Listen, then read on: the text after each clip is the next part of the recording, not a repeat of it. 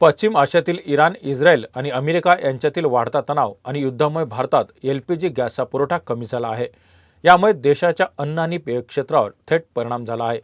335 अब्ज डॉलरच्या क्षेत्रावर झोमॅटो आणि स्विगी यासारख्या फूड डिलिव्हरी प्लॅटफॉर्मला मोठा फटका बसला आहे। नमस्कार, मी सुनील, आपण पाहतात आवाज इंडिया मराठी। आता पाहूयात स्पेशल रिपोर्ट। भारत आपल्या एलपीजीचा गरजेचा मोठा भाग पश्चिम आशियातील देशाकडून आयात करतो आणि सध्या युद्धामुळे समुद्रातील महत्त्वाचा मार्ग होर्मुझच्या समुद्रधुनी सुरक्षित नाही।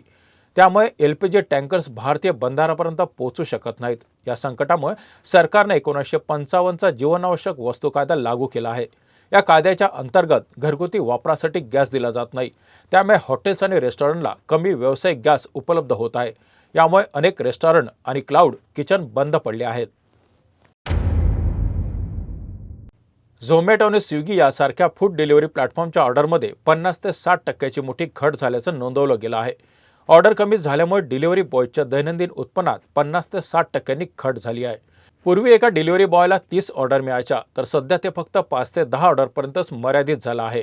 त्यामुळे त्यांच्या कुटुंबासाठी जीवनावश्यक खर्च आणि कर्जाचा हप्ता भरणं कठीण झालं आहे।